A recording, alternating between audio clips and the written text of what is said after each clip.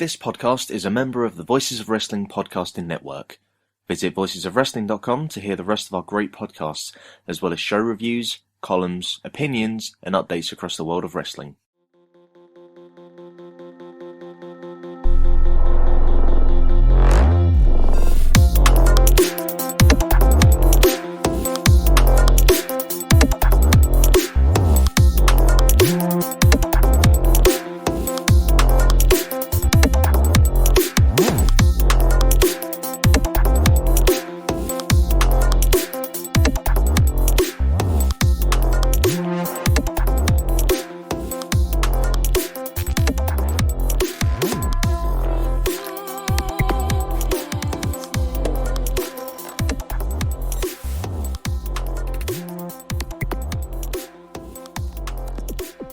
Welcome to Eurograps Express. I'm your host Neil David, and we're back once again to talk about all the happenings and exciting events in British and European wrestling. And I feel really out of sorts. I'm looking around. I normally have some sort of snack with me, some sort of food, whether it's a nice bit of Cheshire cheese or something, a bit of cheese and crackers, and I've got nothing. And I feel, do you know, like in Misery when she comes home and she realises that the penguin isn't pointing south, and that's how she knows everything's gone wrong. I feel like that, like there's something wrong in the room and I can't quite place why. Don't feel sorry for me though. I have got cheese in the fridge. I've just I've eaten my very significant body weight in steak tacos. I've read something, this was a while ago now, about how to improve your steak tacos. And what it is, and this is a great tip if you're into them, is to get the better pieces of meat that are a little bit tougher, so like your rump steaks.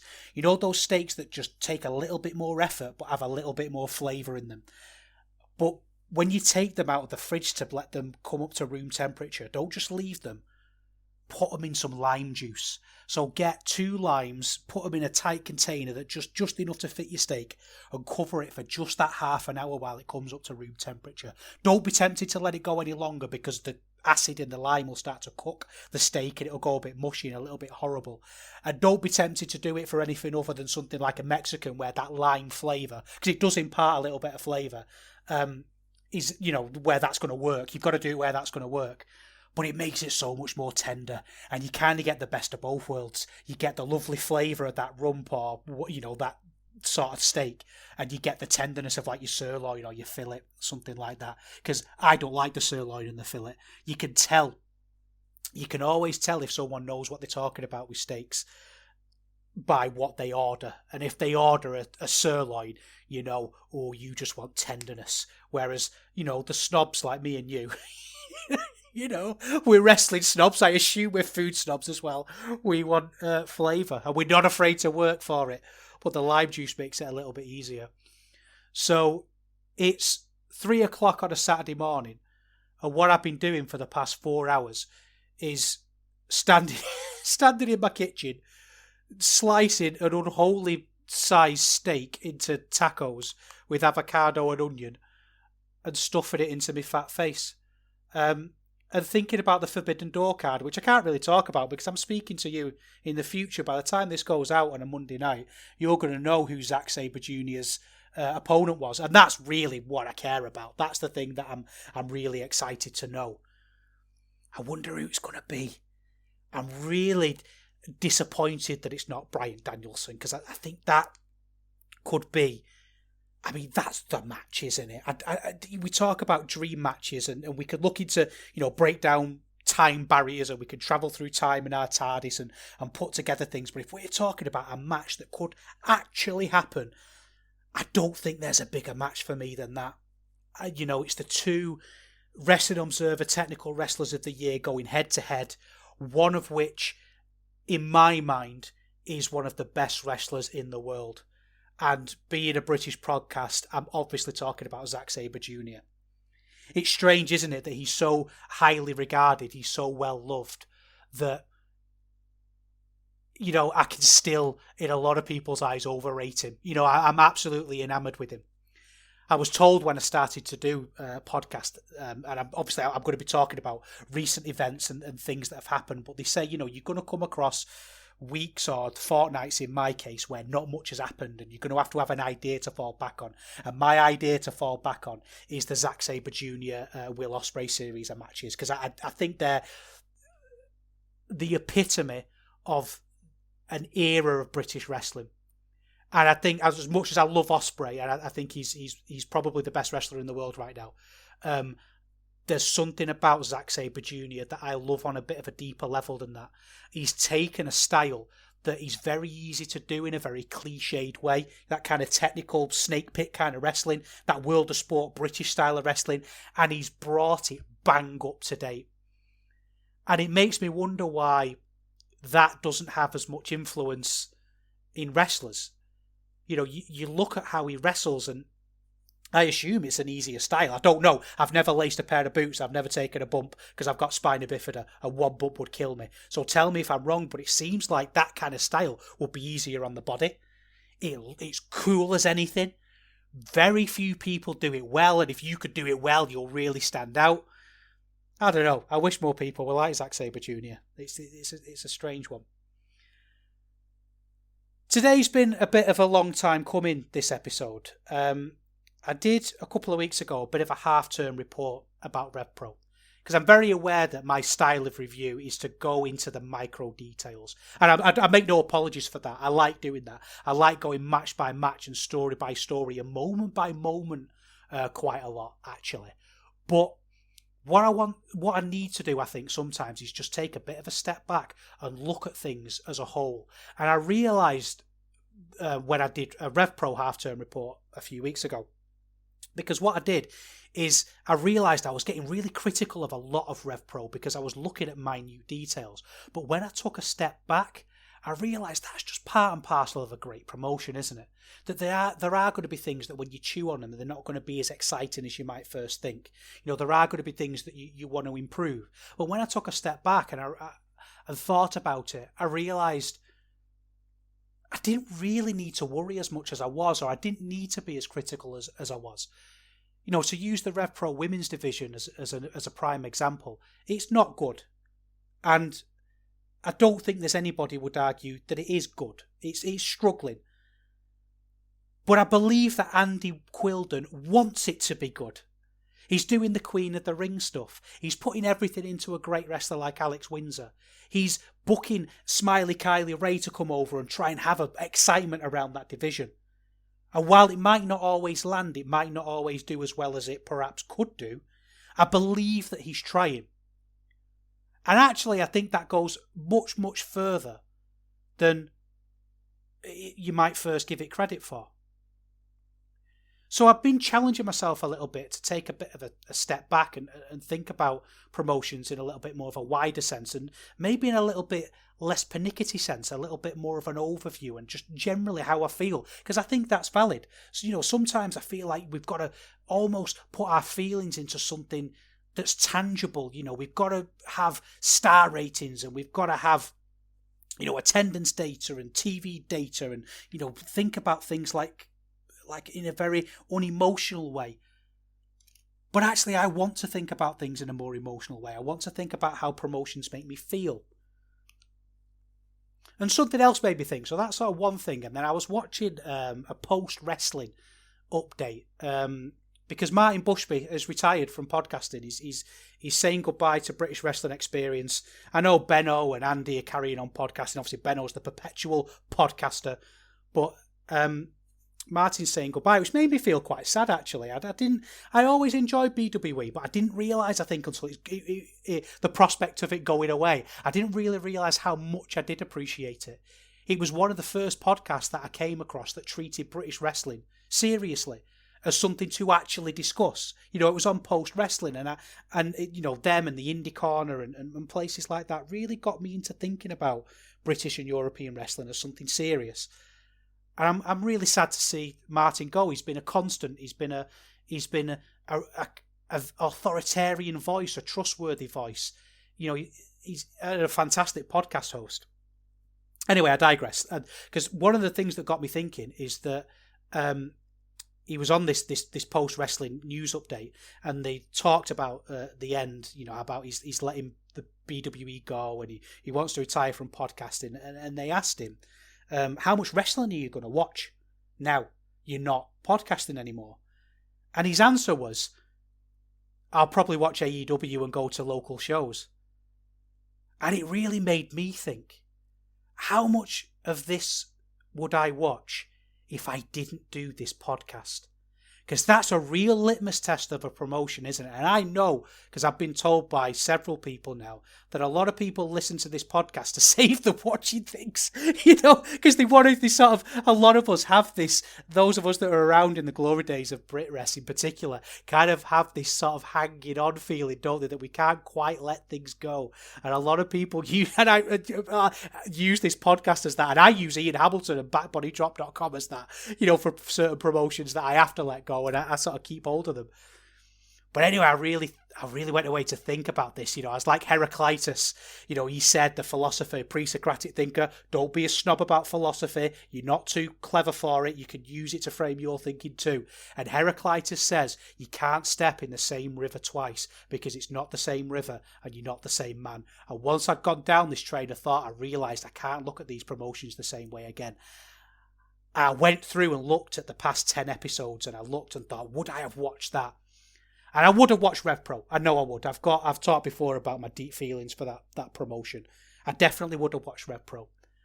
I definitely would have had that little exploration into the Hungarian scene that I did last time. And thank you for everyone who retweeted and liked that as well. And all that I got a lot of pats on the back for it. And I really did appreciate it. It made a huge difference. So thank you. And I hope some of you have at least got to watch those shows because they were great. And I was looking at it, I was thinking, maybe I would watch a little, I wouldn't watch like North Wrestling maybe, or I wouldn't keep up with things as stringently as I do. And just as I was getting comfortable thinking, I think I would watch all the things that I watch. A man in a cap kind of rose into my consciousness. And I saw some tattoos. And I realised this man was middle-aged. And he looked at me and he said, "Aya." And I thought, would I watch Progress Wrestling if I didn't do this podcast? I've got to find out, haven't I? I've got to go and watch them in the same way that I watched RevPro the other week. I've got to go and look at them through this lens of forget the fact I'm a podcaster. Forget the fact I've got to go and articulate thoughts about things. I've got to try and make things sound interesting. I've got to try and make things sound exciting. Do I actually enjoy watching this? Because ultimately, that's what all that comes down to. And I realise as a podcaster, I'm trying to think of clever ways to say things. I'm trying to think of exciting ways to talk about these shows. But actually, do I want to watch this as a person? As Neil David, the bloke who's got to give up his evenings to keep up with these promotions? Do I want to do it? And do I want to let Progress Wrestling go? Because I've got this thing hanging over me that I am doing a European Wrestling podcast, so I have to talk about Progress. But I don't. I realise that. The whole concept of this podcast is that I go and I talk about things that I've seen as if I'm talking to a friend. And I don't talk about films I've got no interest in with my friends. I don't talk about sporting events I've got no interest in with my friends. So why am I going to talk about wrestling I've no interest in with my friends? Because I tell you, I was glad last week when Super Strong Style 16 wasn't uploaded. I was glad. And 2 nights have been uploaded now. And I feel like I had to watch them and I had to talk about them. But do I? So let's do Progress's half-term report. We're halfway through the year.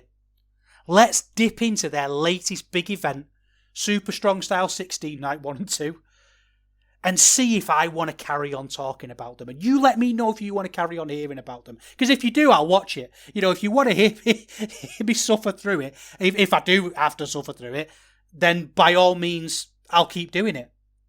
But let's have a look. Let's have a think about them. Let's write this report. So let's start with Super Strong 16, Night 1 from Progress Wrestling.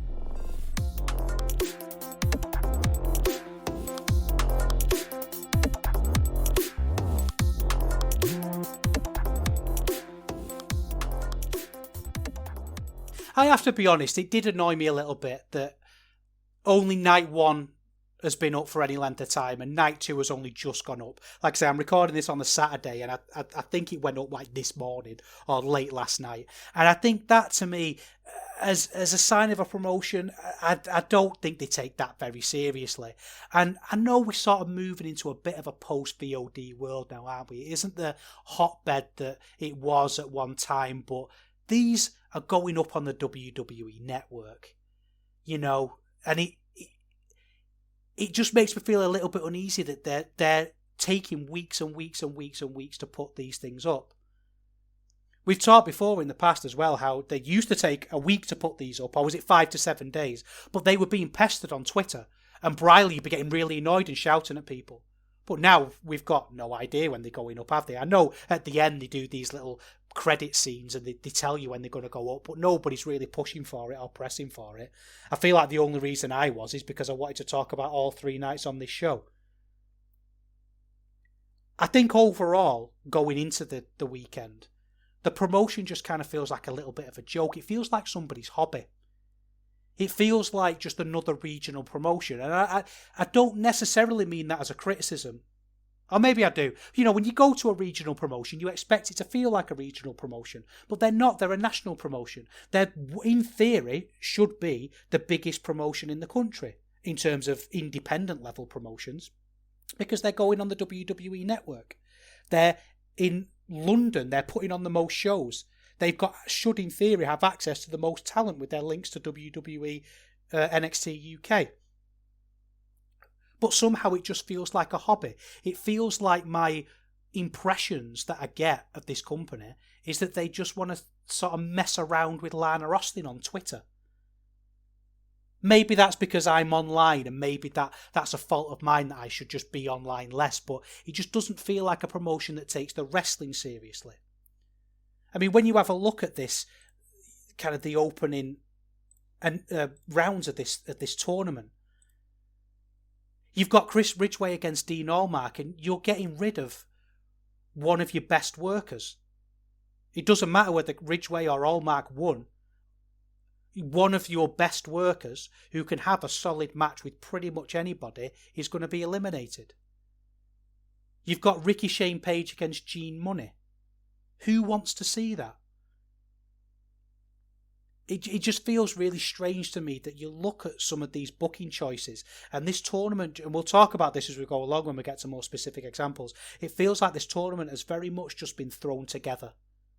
It feels like there's been very little care and love put into this.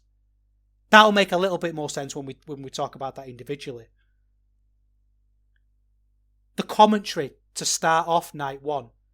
They're saying things like things you love to see and it me. The humour makes me feel really weird. It's like, do you know what it feels like? Do you know when you're on Reddit and you go into a Reddit post and you see something that's quite interesting? It might be about something you're into. Like I'm into miniature painting, and I might have a look and click on it, and I want to read about how they've done it, and I want to see discussion. But what it is just a really stupid joke that's been repeated for 75,000 comments until you get to the real discussion. That's what the commentary feels like. That's what Simon Miller feels like. He has to respond to everything from the audience. The most rubbish, inane comment has to be responded to. He's like a Redditor who's come to life and been paid to speak to people. And I don't understand it. I don't understand. We started with just such a weird feeling. It feels really uncool. And I know I'm an old man and I can't do cool. I can't present cool. But I know it when I see it. And this ain't it. This is not it. It just feels very corny, very cheesy. And it feels like it's aimed at about 300 people. But 300 people doesn't justify progress anymore. In their defence, the production is great. They're, I would say, the best produced show in Britain in terms of the graphics, in terms of the music, the way it all looks. You know, they started this off with just as you'd expect, like kind of a parade of entrance on a screen with them coming up, and the way the graphics worked and the way the music synced in, it looked brilliant. It's just everything else. So already we're getting started with this, with night one, and I'm on the wrong foot already. I just feel like I don't want to hear Simon Miller promote Johnny Progress sunglasses. It just feels like a bit of a joke. It just doesn't feel like... Maybe I'm at fault. Maybe it's just not what I want from my wrestling, because I want people to take wrestling seriously. There's been talk of a few Joe Lanzarisms that people have picked up, and mine is, the biggest one, is that I like my wrestlers to have a cape and a scowl. And I know that Progress is going to have a sense of humour at parts that isn't always going to meet that expectation. And sometimes it's okay that certain promotions aren't for you. Like Lucha Underground, I'm sure did what it did brilliantly. It's not for me. I don't enjoy it. It's not compulsory for me to watch that. But Progress is a company that I've been following for 8-9 years. It's not as easy for me to let these go. Then again, maybe that problem's with me. So let's talk about some of the matches then. The first match was Charlie Dempsey against Charles Crowley. My feelings about Charles Crowley are really well documented, but actually, to be nice to him, he's a small room gimmick done really competently. You know, he is, what he does, he's very good at doing that. And there's a bit of a weird dichotomy to that, because I think what he's doing, he does really, really well. It's just what he does is really annoying. You know, it's just strange. You know, he came out on this, to this match, and he's doing this awful dance, it was like an actual TikTok. You know the way TikTok doesn't really exist? It's like a bizarre snapshot into a weird created reality that just makes everybody feel uncomfortable. That's what he's doing. He comes to the ring with that same kind of feeling. He's actually appeared in EastEnders, apparently, in the last couple of weeks, which maybe put me off him a little bit more, because I only watch one episode of EastEnders a year, and this is a bit of a family tradition that my wife had with her dad, that they watch EastEnders on Christmas Day, because... For those not in the UK, EastEnders is a soap opera set in London, and it is the most miserable half an hour of TV you will ever watch. Its most famous episode of all time is when a man called Dirty Den served his wife divorce papers on Christmas Day as a Christmas present. And, you know, people are always being murdered. People are always leaving each other. It's utterly miserable. I mean, Coronation Street, maybe it's because I'm northern, but Coronation Street is the much more uplifting watch, you know. But we watch it on Christmas Day because it's just, no matter what happiness is going on around you, let's all have a good laugh at the misery that's going on in EastEnders. It's just unbelievable. But he's appeared on that, and I'm glad for him. You know, I know he's an actor. I'm really happy that he's doing well. But I kind of wish he sticks to EastEnders, because when he gets the microphone at the start of this, he just comes across as so theatre. It's his enunciation. It's the way he acts. He's very, very, very pantomime. Very pantomime. And I think he's doing that on purpose. So I'm not necessarily criticising it in terms of the execution, because he's doing what it is he intends to do. I'm criticising the choice. I find when people in indie promotions act like this, I find it very fourth wall breaking. I think the bigger... I don't know if this is just me, so you can tell me if I'm wrong, but I find that the bigger the promotion, the bigger the stage, the more I'm willing to forgive the wackier stuff, because you're kind of in a bit of an artificial environment anyway. But when you're in a small room like this, it's a very real environment. It's a very intimate environment. So when you're bouncing around and being this carnival master and delivering, you know, these kind of panto baddie lines, it just doesn't work. It just really it unsettles the sort of the sense part of your brain, that it really tickles the false part, but in a bad way. I don't know if that makes any sense. I hope you get what I'm talking about, and obviously tell me if I'm wrong. Charlie Dempsey I do actually quite like. He's William Regal's son, if you can't tell by looking at him.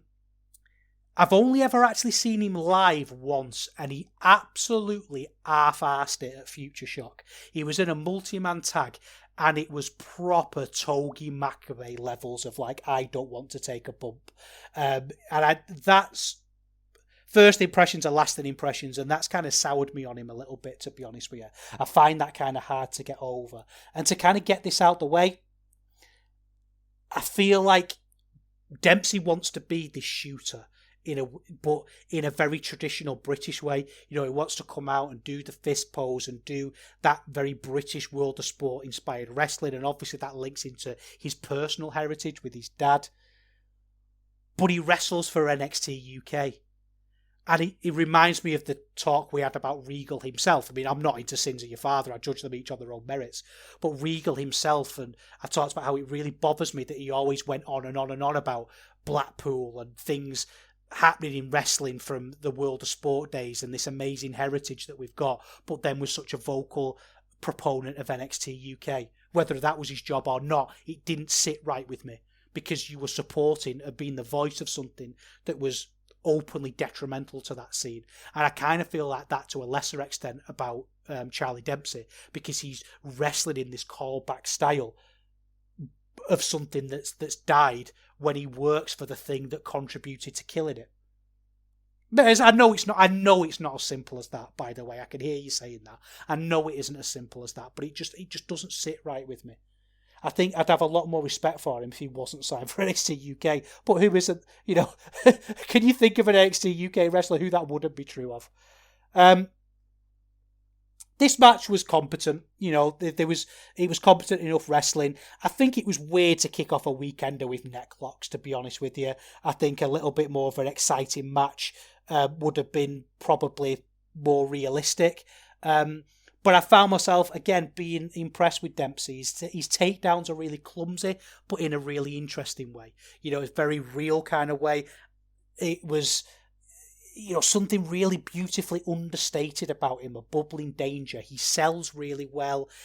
You feel like he wants to make his wrestling as real as he can. So as much as I'm critical of kind of the macro things and the almost the meta things in some ways, actually looking at him in this match and looking at him wrestle, I'm really impressed by him. He's definitely one to watch. He's not quite there. He's trying his best to do a style, and there's only room to improve. I feel like if this match was just a pair of young lions, if it was a pair of trainees, I'd have been impressed. But one of them's the Wrestle Carnival champion, so I don't know how impressed I ended up being.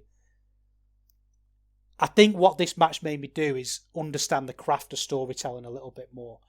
It was this really weird match that in theory ticked all the boxes. You know, we started with grappling. We had 2/3 of the way through, we had a strike exchange, we had kickouts. It ticked all of those boxes of a good match, but it still wasn't good because it just didn't have that emotion to it. It didn't have that intangible. It wasn't set up as this exciting tournament for the belt. They mentioned it, but this tournament didn't feel exciting. It didn't feel like it was a big deal. And this opening match didn't really lean into that story at all. And I think that in a way that's kind of modern progress for me, is that it just doesn't really hit on any kind of emotional level. It just kind of exists, you know. Dempsey, yeah, was good. Dempsey goes through. Then we have Malik against Callum Newman. I love Callum Newman. He's a talent. He needs to stay away from Progress. He needs to stay far away from their corny entrances. He needs to stop worrying about looking for hard cams.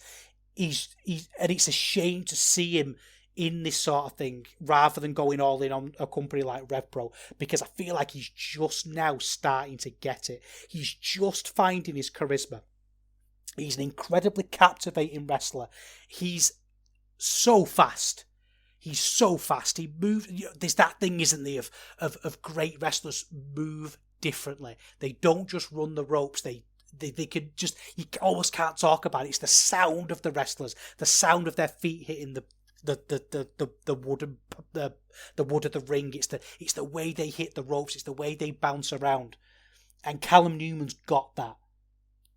We were just waiting for the charisma to follow it, and it has now, or it's starting to, and I think that's great. The problem is Malik is really boring. You know, he's not very good. He's a heel because I'm told he's a heel. I don't really know why. He barely does the moves that he does. It's a suggestion of pro wrestling. His power slam in particular is absolutely awful. You know, it's just really heatless a lot of the way. You know, there's weird punches in this. What really came up in this is something that I've been noticing a lot in Progress shows, and I feel weird criticising this, and it's some members of the audience. You know, there's that old cliche in wrestling that you pay for your ticket, you do what you want, and I believe in that. Obviously, as long as you're not saying anything offensive, you're not upsetting anybody, you're not jumping over barriers. You can chant and shout and boo and cheer however you see fit.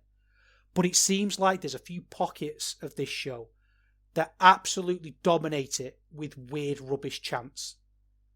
And there's something really strange about just 2 or 3 people screaming a chant and no one else really joining in. That it just makes me feel really odd. Really, like it just doesn't add anything, and it definitely takes away. And that was really evident in this match. But how do you solve that problem? Do you ask those people to stop chanting? No. I'm not comfortable with that at all. You just got to kind of hope that they realise that no one's joining in. And as we get through this show, they didn't really seem to realise that. But anyway, that is what it is.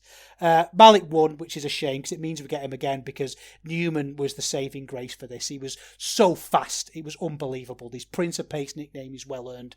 You know, he's one of those wrestlers that he's like modern art. You know, he just winds people up. And I love that he winds people up. He could do all these amazing moves. Like his tope suicida was stupidly dangerous here. The way he leapt through the ropes was just terrifying. I absolutely loved it, and I could hear the cornets of the world that you see on Twitter so much going, they'll frothing at the mouth, and that made me like it even more. You know, he's got plenty of time to tell his stories. Look at Ospreay. He's telling his stories now, and they're great. He's got plenty of time to get to that point. Let's just have the dangerous, cool moves for now, and he did that, and I thought that really saved it. There was one bit in this, though, that I absolutely hated, and I think this was a Newman idea, and it needs to stop. Do you know those spots where somebody has to hold on to the ropes? This was a Newman sort of double foot stomp, and Malik leaned outside and he grabbed hold of the top rope, and he stayed in that position for what felt like forever, and you know he wouldn't do that. And as much as I'm saying, don't worry about the stories in every match, let's just have cool moves, that's absolutely fine. There is a limit to that. And that spot really found my limit. So I hope he stays away from that sort of thing. Next, we had Kid Lycos against Maggot. WXW's own Maggot. He's really good. You know, I really like Maggot. I've seen him quite a bit. His theme tune is an absolute banger. It's kind of a C6 Steve inspired song, and the way he walks the ring with the crown of thorns, a lovely bit of blasphemy. And he's the first wrestler, the first person who recognised that the belt was on the stage. He was the first person to recognise that on the show, and we're on the third match, which I thought was strange. He wasn't really over. The crowd didn't seem to be into him. But Lycos really are. I've put in my notes for this, should I do another Lycos heel rant? And to summarise, my problem with Lycos is that I think he's a really good wrestler. I think the problem is he plays the heel. He isn't a heel. He could be a heel, but he plays the heel. He does things that are heelish, and people just sort of go along with it and boo with a bit of a nudge and a wink, and I just don't really like that. He's almost like he's choosing to be bad, but doing it with a smirk. He was quite good here, you know, to sort of counter the point that I've just made. He sold his resilience really well. You know, he sold the idea of having to push through and get through this challenger in a great way. And it kind of just made me sad that he doesn't wrestle like this all the time. We have to have the baking trays and the shenanigans. We have to have the stuff with Gresham from a couple of shows ago where it's all story in inverted commas. I know that he's notoriously accident prone, and maybe that's why when a wrestler's had a lot of injuries, they end up having to tell stories in a different way, and maybe that's not his fault, and maybe I've been too harsh on him. But this match just made me think Lycos is a good wrestler who doesn't wrestle well. He was a bit boring, this match. He was really terribly paced. Things just happened. Nothing was allowed to breathe. Nothing had impact. He was just move after move after move. The ending pulled it back. There was some great junior brutality, but I've no idea what happened at the end. Lycos wafted something in the face of Maggot, and Maggot sold it like death. Then there was a fish hook and there was a pin. I just don't... It was needless. He was completely needless because that middle... Not the middle third, but kind of that sort of back end of the match before this point was really good. And you could have just pinned Lycos. You could have just pinned Maggot. You could have pinned either of them and moved on and it would have been fine. But we just had to have this cheap heat. And there's a reason why we call it cheap heat. That's what they don't seem to realise about these irony gimmicks, is that you're doing things that get what is known as cheap heat. Where does that come from, that phrase? Why do we call it cheap? The Progress tickets aren't cheap. So why are we getting cheap heat? Anyway, next. We had Robbie X against Aramis. We had the same two blokes chanting. Robbie X I absolutely love. I really do. And I feel a real affinity for him because he's a normal bloke who can do spectacular things. He's, sometimes you get the Tanahashis who are ethereal. You get the Omegas who live on a different level. But then you get the Robbie X's who are people like you and me, but they've just got a special talent. And they display that talent and they do it because they love it. Robbie X probably isn't going to get any higher than where he's at now. He's an upper mid-carder in the two biggest promotions in the territory. And that's a really good spot for him. He's probably doing well. His wrestling's probably paying for some good holidays for him. But he does it because he loves it. He's like you and me. And I really feel a strong affinity to that. And I'm not putting him down. I'm not saying he's not ambitious. And I'm sure if someone gave him a big opportunity, he would do brilliantly with it. And he'd grab it with both hands and go on to do something spectacular. But it doesn't matter because he's doing what he loves. He's got to where he is on pure talent. And yeah, I wish he'd shaved his head years ago. I wish he'd got into the shape he's in years ago. But he didn't. So let's just love what we've got now. Because I think he's brilliant. Aramis, I'm going to be honest, I didn't know him. I don't really know Aramis. I'm not a lucha. It's one of those things that there's a lot of wrestling going on. There's only so many hours in the day and things have to kind of fall by the wayside. And lucha is a big blind spot for me in wrestling. But the thing is, the commentators don't know who he is either. When he came out, they said, Progress have always been a big fan of the lucha style. And then there was a massive pause. I don't think the Progress commentators knew who he was either. You're the commentators, though. I'm a bloke doing a podcast. This was a little bit soulless. There was flips and they faced weird directions afterwards that made it seem strange. There were head scissors that were oversold. It wasn't particularly fast either, which was strange because they were doing moves that looked like they were fast, but when you looked at it, they were done in a slow way, almost like they were training, almost like they were blocking out a match at parts that I didn't really like. And it was this match that I realised I think it's the mise-en-scène of Progress that I don't like. It's not necessarily the wrestling. It's the things that surround it. The crowd are split into two. They're either asleep or trying really hard. And there was no in-between. The match felt like it, just like this tournament, felt like it just didn't have much thought put into it. I'm writing notes about the match and I'm writing things like, yeah, there was a good sit-out powerbomb. That's not enough to get me excited. And the biggest chant in the match was, this is Progress. And I thought, yeah, it is Progress, isn't it? This is Progress. Looks great. Feels great. Just little thought. Little substance, little emotion. Robbie bounced, X lost, and he bounced up at the end of this like it was nothing, and I hope he got paid well. It felt like nobody involved in this match, and I'm talking from a presentation point of view, a booking point of view, this tournament perspective, nobody really wanted it to be good. And then his promo at the end, that I don't know if he was told to say this, but Robbie X was saying, yeah, I might not be winning Super Strong Style 16, but I love Progress. I thought, are you not gutted that you've lost this? You're not gutted you've been knocked out of the tournament? Why? Tell him to be annoyed. Tell him to be upset. Give him a little bit of direction. He needs it, Robbie X. He's not the best promo in the world, and I'm very, very clear about how much I love Robbie X. He needs direction in his promos. So someone with a bit of someone who treats this company in this tournament with a bit of love and affection needed to give that to him, but nobody did, so we didn't get it.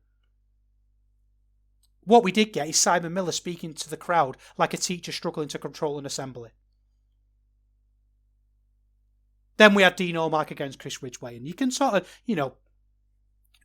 go on about this match being probably not the ideal thing to be in the opener because you've got two workhorses and you're going to get rid of one of them. But forget all that because you've got a good match in front of you, and sometimes that's enough. I really like the presentation of Ridgway. His promos are awful. And he needs a manager. He needs someone to speak for him, or he needs not to speak. His promos are really, really bad. I mean his presentation of the way he comes to the ring. I think he's excellent. I don't think his presentation is so good he doesn't need to do promos. He comes out with the tattoos and the towel over his head and the gum guard behind his ear, and he looks terrifying. He looks like he's going to hurt you, and that's something that's missing from a lot of wrestlers.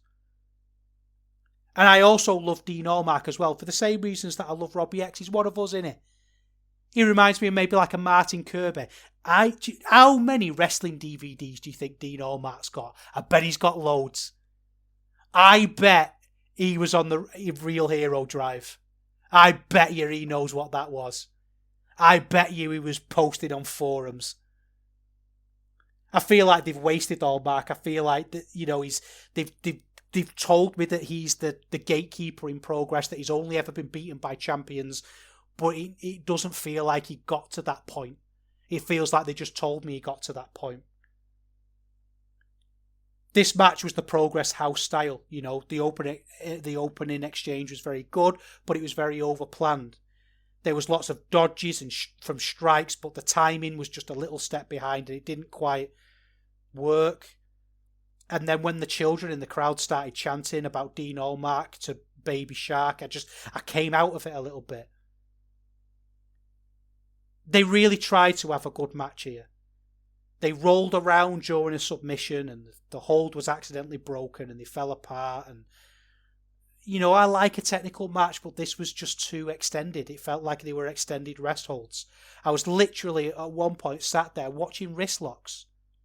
Yes, there was the little things that I like, like they put a wrist lock in and there'd be an extra slap or a kick to the back of a knee to get them on the floor, but it just didn't have that excitement to it. The commentary kept saying strong style, strong style, strong style. I think this isn't strong. Just stop saying things that aren't true. Stop saying things that it really obviously isn't, because you're just highlighting the fact that it isn't. And then when they started flipping between one counts, my eyes just glazed over, and they went into an ankle lock, and I just thought, what are we doing? And when I previewed this, and I talked about this in a few weeks ago, I thought this would probably be the best match. And I just think it's weird that they eliminated one of these guys, and I think it's weird that they had a very, very average, bland match. Then we had Damo against Warren Banks, and Damo has a great entrance. They've given him this that bo kind of guitar sound, the Meshuggah kind of sound. It sounds great. And, Banks comes out, and it was the start of this was really good, competent big men wrestling. Banks trying to get shoulder blocks, and he couldn't do it. And, this was fun. Warren Banks, I really do go back and forth on. Sometimes I think he's good, and sometimes I think he's not so good. But one thing he's really great at is selling, and the way he sold a cannonball outside was absolutely brilliant. And the crowd for the first time were into this in a genuine way. It wasn't a couple of people who were chanting. It was a buzz in the room, and I really liked that. This was definitely more Damo. And I think if you're going to tell the story of someone having to try hard to run the gauntlet, which they're trying to do with Banks, that, this is a bit of booking that makes sense. You put him against Damo, who dominates him. I think the problem is Banks, he just needs to find his own style. I do really like a lot of things that he does, and I like his charisma, I like his promos, and he's over. He's one of those wrestlers that people you want to root for, you want to like, you want to watch him. But he isn't really a high flyer, he isn't really a power guy, he isn't really a submission guy. He can kind of do everything to a reasonable standard. I think he just needs to find a little bit of his own style, a little bit of his own characteristic in the ring. Because he's got it in every other aspect. He looks great, promos great, crowd connection great. He just needs a little bit more of something in the ring. And again, there was just loads of moments in this that were just really sloppy. Like locking in submissions when Damo was easily within reach of the ropes, but then having to scramble for the ropes. Yeah, I mean, it's fine. This was fine. I liked it better than probably any of the other matches so far, but it was fine. And then we got Ricky Shane Page against Gene Money. And this match on paper could have been the worst match of the year. But actually, I think that's unfair. Ricky Shane Page has been okay in progress. He's been all right. But G Money, I just do not get it. I do not get it. They're doing the story of him running the gauntlet, and I just can't understand. And it's weird because I always thought Money was a very progress wrestler. And as much as I don't get it, if your fan base gets it and loves it, then what does it matter what I think? Go with it. There's plenty of people in other promotions who I don't get. Like we talked about Kylie Ray, didn't we, at the Epic Encounters, the big Red Pro show. And I don't get Kylie Ray, but everybody there did, and everybody's gone and raved about that match. I don't get putting Orange Cassidy against Will Ospreay at Forbidden Door. I think that's a terrible idea. But generally speaking, everybody else seems to love it, especially the AEW diehards. So you do it. So if people love G Money, then do it. But people didn't seem to love him here. He didn't really seem to be that over. And it made me think about comedy wrestling. Who's the comedy wrestling star? Is it Orange Cassidy? Is Orange, if you go one step below that, it's, Colt Cabana? Yano Toru? Am I missing somebody? Does comedy ever really get over on any meaningful level? Is Orange Cassidy the exception that proves the rule? Because he is over. But he's not a champion, is he? But he flops into the ring and it doesn't scream someone taking a tournament seriously. And I feel like I'm having a bit of an identity crisis at this point because I'm more thinking about what I want from my wrestling. But in a way, I think G Money is the epitome of everything that's wrong with modern progress. It's just a weird joke that's gone a little bit too far. I get Money, I get that people like him and that's fine, but I just think that if you're really pushing this person, it shows that we've gone a little bit too far. Put him on the card if you want to. I just don't have time for silly in my wrestling, and this was silly on shuffle. Attempted Irish whips and with trips. I don't understand how this was supposed to get Money over. They were two silly wrestlers who were pretty similar. They were doing pretty similar shenanigans, but they wanted us to cheer for one silly wrestler over the other. And why? Why would I come out of this preferring G Money over Ricky Shane Page? I don't get that. The crowd was silent, which was weird. I thought this was your guy. That's what you're telling me, that this is the progress guy, and the crowd was silent. He calls his moves things like the James Blunt Force Trauma, which dates you. It absolutely dates you. If I said James Blunt to some members of my family who are around 19 to 25, they wouldn't know who that is. I know who that is, and I don't think it's particularly funny. They couldn't tell the story of this match ultimately. That's what it was. They just weren't capable of telling the story that they wanted to tell. Money went out of nowhere, and at best I could see the cogs working. At worst, it was just shit. It was just rubbish. Then we got the main event, Jack Evans against Johnny Progress. The crowd were almost silent for Jack Evans, which was weird. But then again, I felt tired. I think we were all just tired at this point. And I like Jack Evans a lot. I think he's really good. I don't know if I want to see him anymore, though. It's weird that he comes out and he starts shouting things, and he's just saying things like, oh, I don't care about the English unless they're from Liverpool. And now we're getting into regional stuff that I don't really like. Maybe it's because I'm married to a Scouser and I lived in Liverpool and I love Liverpool. You know, I love it, and I'm from Manchester, and I feel the pressure that I shouldn't like Liverpool. Why wouldn't I like Liverpool?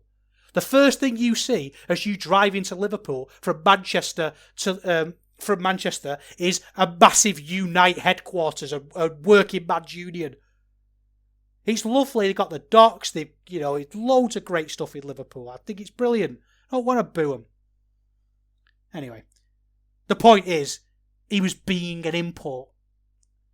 And I know that sounds like a weird criticism because he is an import, but I think that if we want to take ourselves seriously as a big boy promotion, we can't act like imports. You can't have imports that act like they're just here to get a paycheck and that they're here as this almost novelty. They've got to act like they're part of the roster, and Evans was just acting like an import. And Johnny Promotion was the same. He's calling himself Johnny Progress. He looks more like Johnny the dog, the bounty hunter. Maybe I should stop criticising Progress commentary if I'm saying that. Anyway, whatever.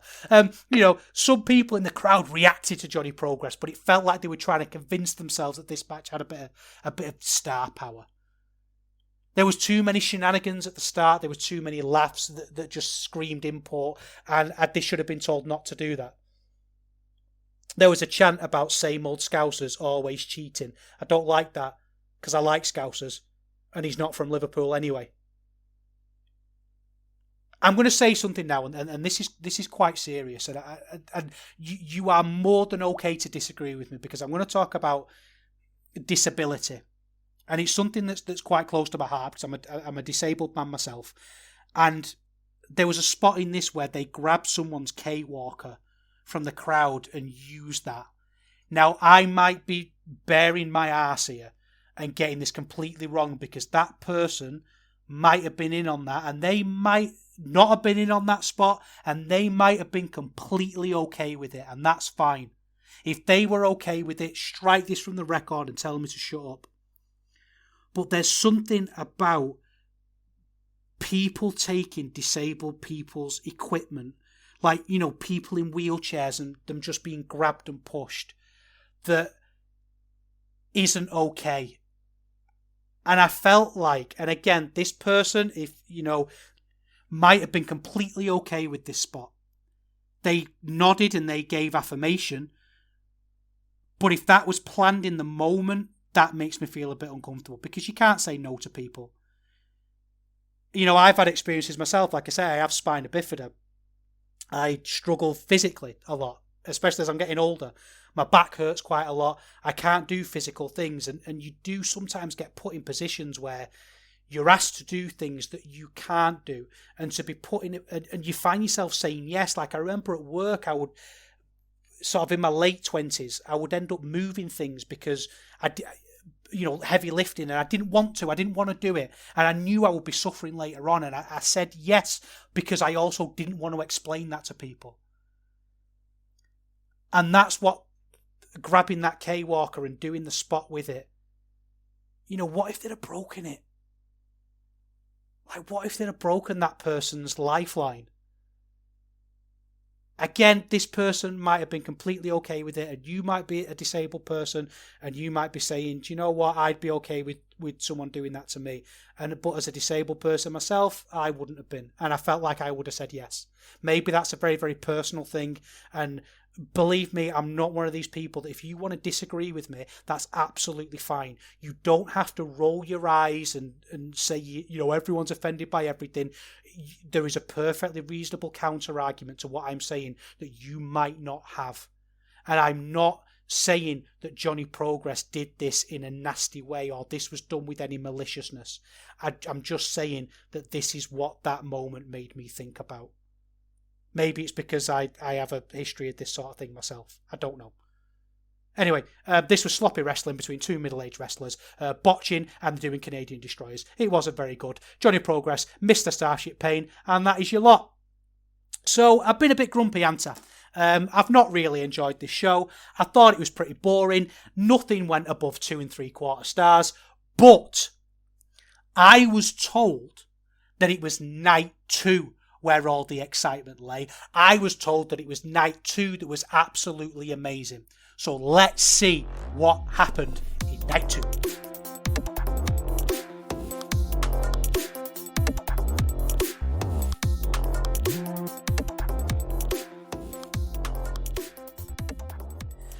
I have to say, looking at the booking in night 2, it does on paper seem a lot better. And maybe I needed to refresh myself. I needed to approach night 2 with just a fresh set of eyes. Just think, well, night 1's putting pieces in, moving the pieces around, and night 2 is where we're going to get some action, and we're going to get some things that aren't necessarily part of the tournament to get excited about. And the first match is the epitome of that. We had a Progress Tag Team title 3-way ladder match. It was the 0121 against the Sunshine Machine against the Smoking Aces. And these are 3 teams I absolutely love. I think these 3 teams are superb. I really felt like, to be honest with you, we should have just had a smaller tournament and had more things like this. I talked about that Will Cooling article when he put, about not having to do weekenders because you can't really justify them. And I think from a booking point of view, that's right. But I mean a business point of view more than a booking point of view. And I agree completely. But that's not really my strength in analysis. I just look at things in terms of whether I enjoy watching them. And I think by having this over 3 nights, it was definitely a detriment. I really liked all 3 teams in it. And I felt like if I'd have had this in on night 1, I probably would have come away from it feeling a lot happier. There were some solid promos at the start of this. It was really simple. It was one team saying we're the best, and then the other 2 teams saying no, you're not, we are. They stopped smirking about wrestling. They stopped trying to treat it like, something forgotten that you were bringing back and you were just rediscovering. They were just trying to do something that they loved really, really well.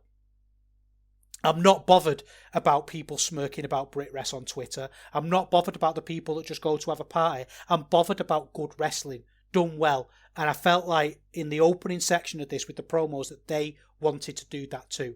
But we know that Progress have a history of bad ladder matches. And I'm not a fan of ladder matches anyway, to be honest with you. I think, at one point, but I'm kind of bored with them. But like I say, I like everyone in this match. I really like Man Like DeReese. He came out, looked dressed like something from Cyberpunk. He looked great, and he's a star. And I really wish he'd start working some more promotions. I really wish he'd start working RevPro. I think, partly it might be because at RevPro we're all square dorks and we don't really understand when people say things like, what? That's not, how uncomfortable did I sound doing that in my living room, and I don't know if I'd do that in a live venue. This was great, there were mad spots, there were huge cyclone kicks, it was great, I almost knew what the problems were going to be before it happened, before the match started. I knew there were going to be slow setups. I knew they were going to take forever to get to ropes and build ladders. And, and I know that everything in this match is going to have a caveat. But it was still entertaining. There was still lots of interesting things. There was a great spot where Chuck Mambo was caught outside in a Meltzer driver. He jumped off the ladder. He was supposed to land on the rope, but he didn't. He landed on the floor. But because he's such a good wrestler, he was able to transition it into kind of a springboard and then jump outside. But he was caught in a Meltzer driver, and it was entertaining. There was little structure. There was little to sink your teeth into. On Grapple, this is 4.5. In no world is this a 4.5. There were lots of spots in this that were really cool. But it was just an interesting spot fest. There was no emotion. The emotion was never really felt at any point. Lots of things were happening that were never really related to winning the match. There were lots of times when people would be at the top of the ladder reaching desperately for a belt, but really obviously not reaching for it at the same time. But sometimes I like people just doing moves.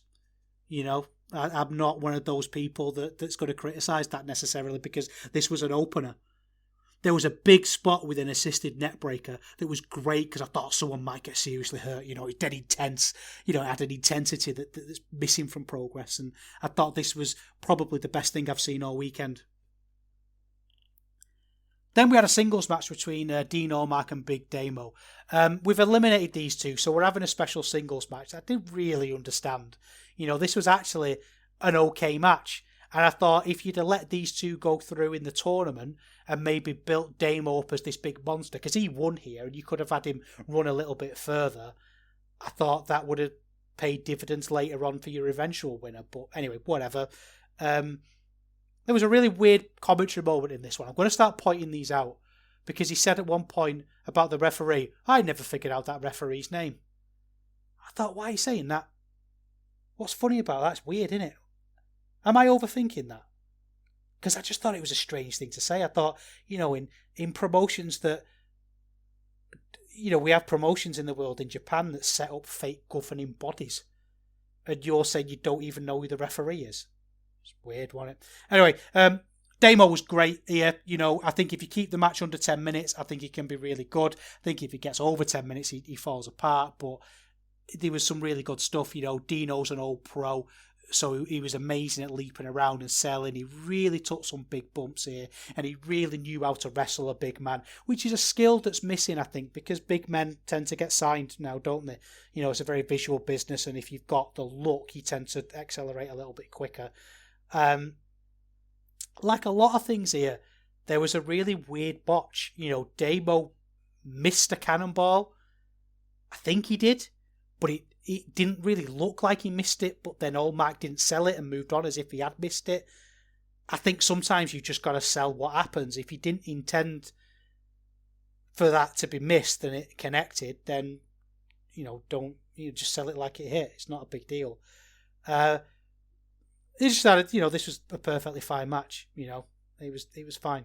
It feels weird to be heating up Damo again, but that's good. It shows they're thinking about heating people up, which is fine. Malik against Gene Money. Are we ready for this one? I mean, wow. I know it's common to slag off Brit Wrestling. I like to slag it off too, but I think we could do better than this. Can't really remember why we don't like Malik. I just can't really remember. We're singing songs, we're having a casual tour of the outside of the ring. Nothing really happened. It was just weird strikes. I've seen better work on trading shows. Gene Money took a German on the apron and nearly died. And then we went immediately to that softly spoken mutterings from the commentary. Like, they didn't sell that it was a shock. This German happened. He landed on his head. There was no outrage. There was no visible shock. But then we went to the quiet, the softly spoken mutterings. But the crowd didn't really pick up on it. They were doing their rubbish chants and they were chatting. So it was odd. Everything was a mumble. Malik's control period was a still day on gentle water. And Money came back into it for a bit. And do you know what? I was glad. Malik's control period was that boring. I was glad when Gene Money started to fight back. And I realised that I'm watching simulacra. They're telling the story of Gene Money running the gauntlet, but they've not organised anything. They put cards together at random and then just said, oh, we're telling this story here, and I'm expected to believe it. What did Malik get out of this? Malik wasn't heated up any more than when he started, and he got through to the second round. So if you're not going to do anything with him, why did Damo get through to the second round, or Dean Allmark get through to the second round, and get some heat there? The sort of thing that I'm talking about, I think, is perhaps epitomised the most by Big Guns Joe against Luke Jacobs. Luke Jacobs is the heaviest power junior in wrestling, but he's their 205 plus champion, the Atlas champion, the heavyweight champion. Remove all my thoughts about Luke Jacobs. I understand that I think he should be a junior. Whatever. Let's just take it as read that he is a heavyweight. You've booked him against Big Guns Joe. Big Guns Joe, his literal gimmick is that he is small. That's his gimmick. He's a jacked up small bloke who thinks he's huge. That's why when they announce his weight at the start of the match, they do it in grams to make it seem like a bigger number. It's a fine act. I'm not that bothered about Big Gun Joe's act. I'm going to call him Joke. I can't say it. I'm not that bothered about Joe's act. I've seen it in Grand Pro a lot and I love it there. I don't love it everywhere else because he doesn't commit to it as much everywhere else. But why are we having this match? It doesn't work.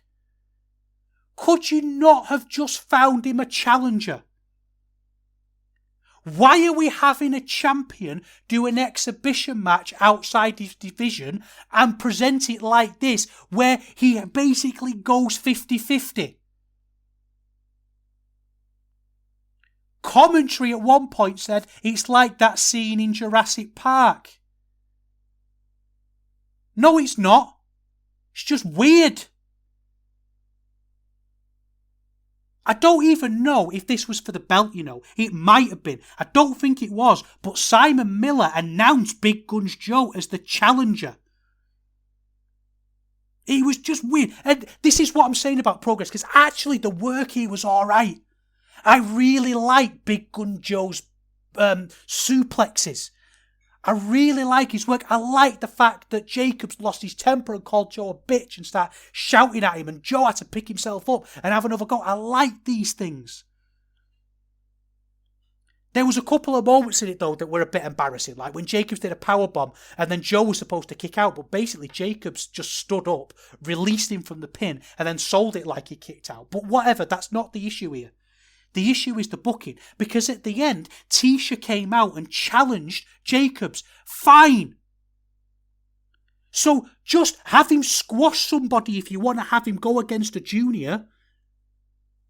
Have him do 2 defences.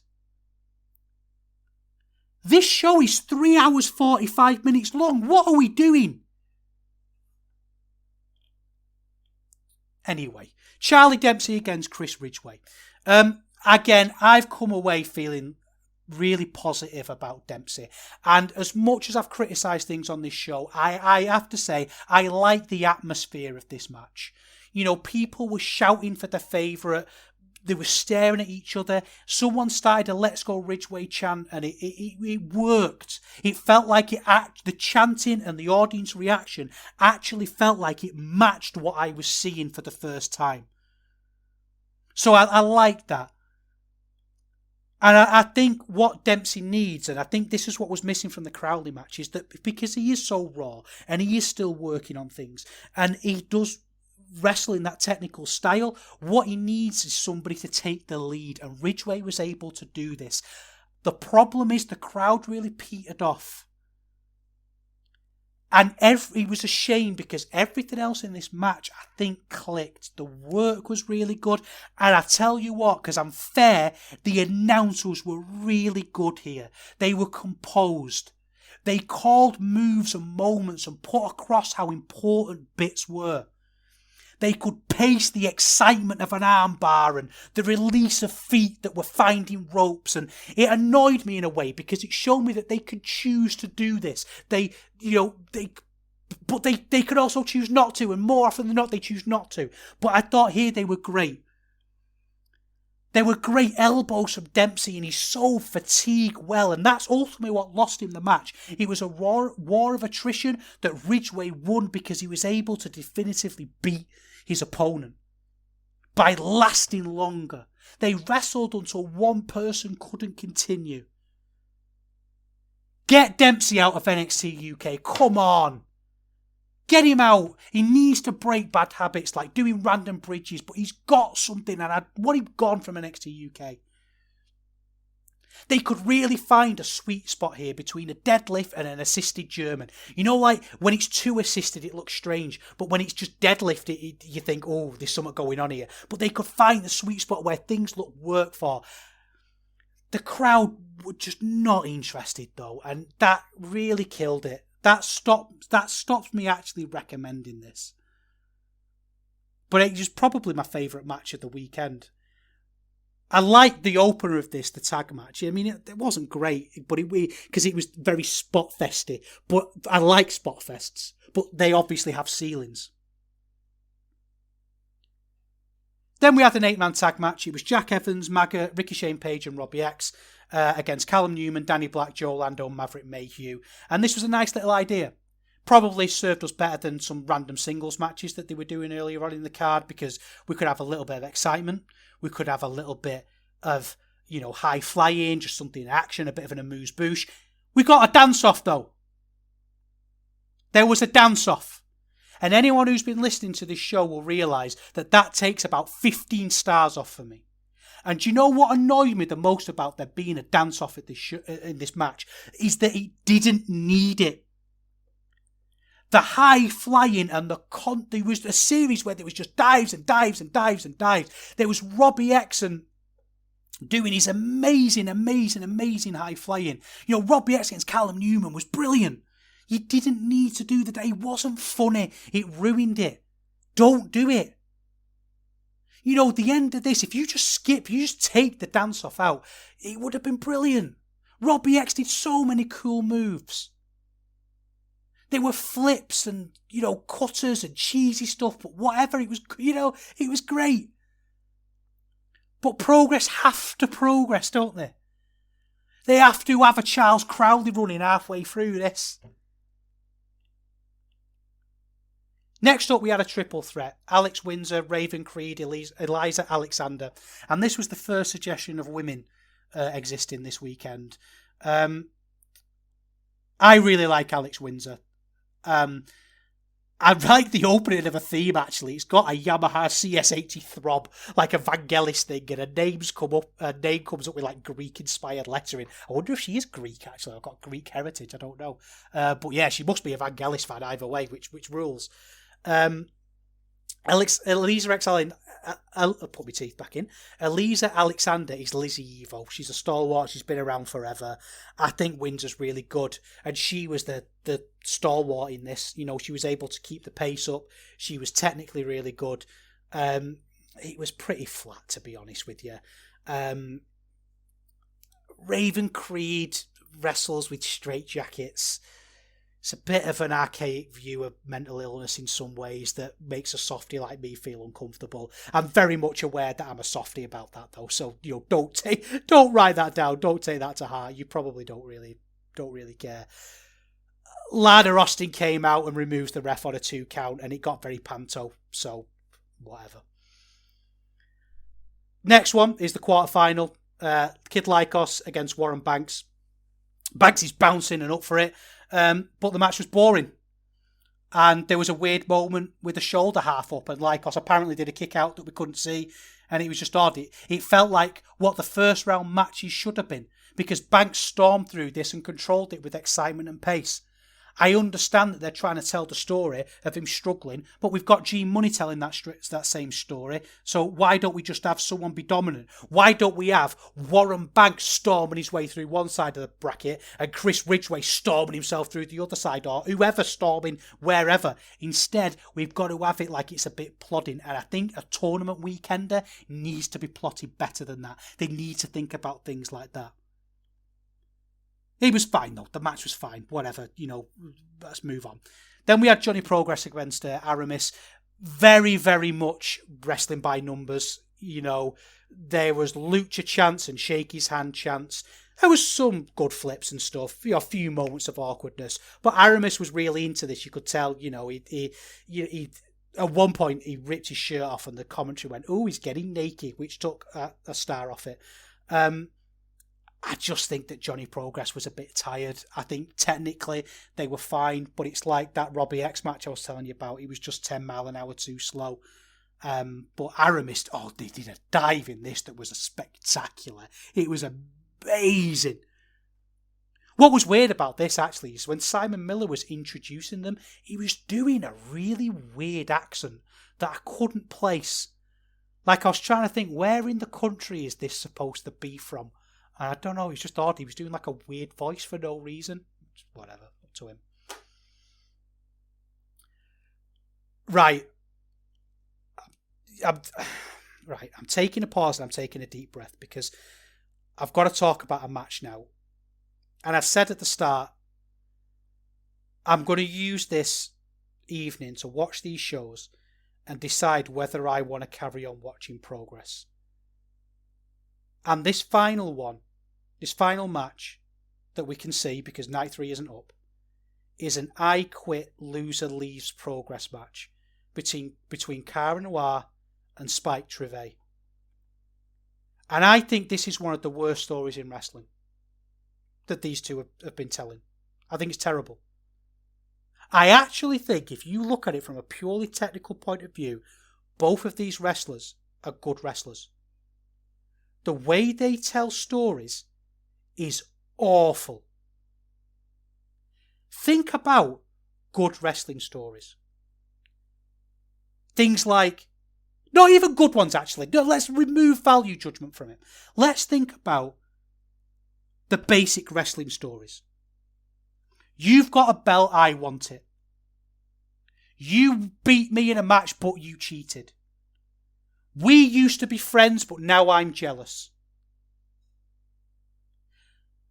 The story of this match, boiled down, is that Spike Trivet thinks this industry needs ugly.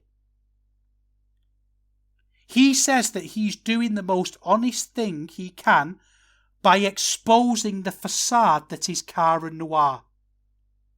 And for that reason, he smashed a mask, which is the symbol of everything Cara Noir stands for. Do they think I'm an idiot? You can't tell me that that means anything. That means nothing. It means nothing. They come out and everyone had FU Spike signs printed out on A4 paper. And this isn't storytelling because I know you gave those out. I know you gave those out. Commentary are just whittering all over this. I can't hear them because my blood's boiling. It's got big Bray Wyatt energy, this, that they think they're geniuses. They think they've done something good. I'm putting this on. I'm not that wound up. I'm fine. I'm not having a crisis. Don't worry. We started the match with slaps and upset faces, and a slap sends Trivet reeling, and he probably, as he fell to the floor, he thought about how he's going to expose the facade of Cara Noir. He was probably brainstorming what that actually means, and I feel like I've put more thought into what that means than he has. There was a bit in this where Trivet dominated early, and because it's an I Quit match, the ref has to come along with the microphone, and he put it to Cara Noir, and Trivet said he won't quit, he's too tenacious, and the crowd started chanting, too tenacious, and they found a way to make this the most Progress thing even more Progress. I mean, the work was competent, but the problem is it was stuff like that just everything framed it. I've got the commentary telling me that Noir doesn't wear boots because he wants to connect with the canvas. And it's just, I actually do feel a little bit awkward going so hard in on this because they really did commit to this physically. Noir did a drop kick to the outside that was dangerous, and he deserves respect for that. But then, and I kid you not, he puts on a pair of jeans because this is a street fight. And the commentary said, special unlockable in SmackDown vs. Raw. They have to be laughing at us at this point. They can't. This has to be comedy. Are we supposed to laugh at this? I don't know. And as much as I respect Noir for that dropkick, because he did commit to that, and there's a spot later on that deserves respect, and you can't take this away from him. He got glassed at one point, and he didn't gig. am I a sicko? I feel like obviously it was stage glass. I don't think he actually got glassed. But if you get glassed, I think you're committing to cut yourself. I really do. Don't do the glassing spot if you don't want a gig. Trivet should have busted him open hard way. Anyway, Trivet puts Noir's foot on the steel steps and he smashes the step above it with his steel chair because I assume he wanted to hurt him with the reverberations. And then Trivet goes searching under the ring and finds a table. I think, all right, we're going to see some spots. But then he looks around and Noir has disappeared. Where is he? Where is he? Where's the Swan? And Trivet's looking everywhere. And he doesn't know where he's gone. And the lights go off. And the lights come back on. And Cara Noir is stood on the stage with his arms out, but he's not got wings. He's got chairs instead of wings. And he's gigged backstage, I think. He's got fake blood on him from the looks of things. And he holds his arms out like he's Jesus Christ. And the commentary tell us that it's biblical. If the Bible was even worse. And none of it works. It ends up with Trivet getting the concerto and all these things. He's being bashed with the chairs. And Trivet says, okay, we're entering the next phase. And he moves towards the table and stuff happened. And I don't know what that stuff was because I was looking on my comparison websites for my car insurance. But I'm sure things happened. And when I look back, there was a bag. There was a red velvet bag. And the commentary pointed out that a red velvet bag is a sign of the upper class. And I thought, thanks for explaining that. I get it. I get it now, thanks. But you know what it was full of? Thumbtacks and lemon juice. And I'm telling you, if you bring lemon juice to a knife fight, I'm not going to take it. I know you're taking the mick out of me. Loads of stuff I liked in this match was just ruined. There was a bit like Noir was dropped onto these thumbtacks. He had him in a choke, and Trivet dropped backwards, so he got covered in thumbtacks. But then Trivet no-sold the thumbtacks. Noir no-sold the thumbtacks and locked the choke back in. I thought that was great, but then Trivet grabbed the lemon juice and threw that on him and ruined it. I looked at the clock. I looked at the time. There's 20 minutes to go, and I thought, then Trivet starts dismantling the ring, which is symbolism, I think, for how brilliantly he's deconstructing how we feel about professional wrestling.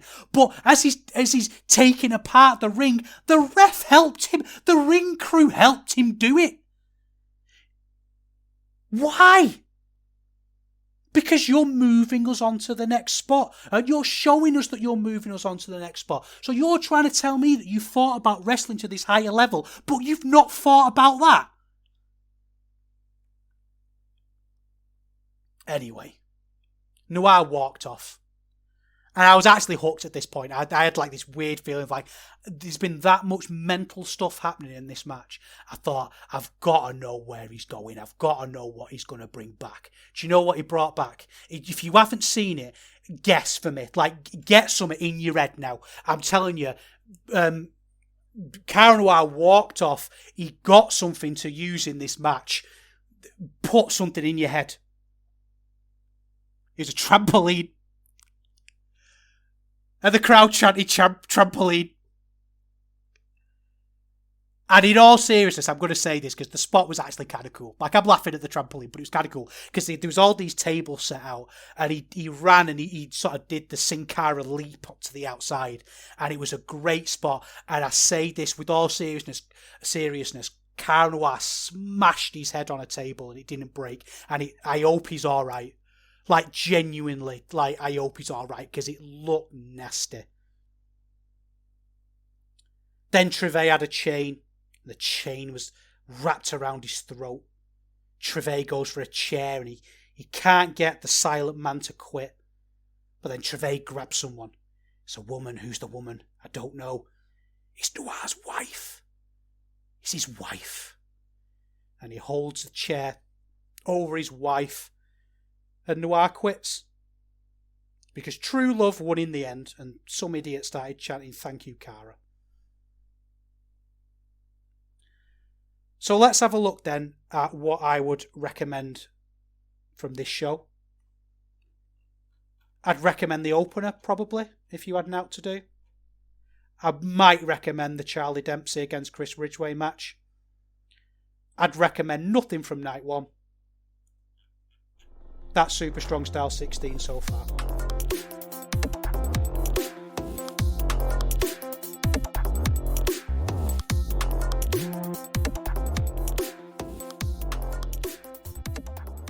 Thank you for listening. I genuinely appreciate it. Please get in the Discord and tell me how wrong I am, because I'm very happy to be told that I'm wrong, by the way. You know, I know people like to dunk and have takes, and that's fine if that makes you happy.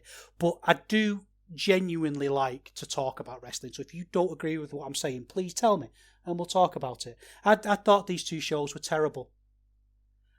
I wonder if they are actually terrible or it's just a style of wrestling that I don't like. I suspect they're both terrible, though. And I don't think I'm going to be talking about Progress very much. Because as much as I've ranted and raved tonight, I don't really want the podcast to be this.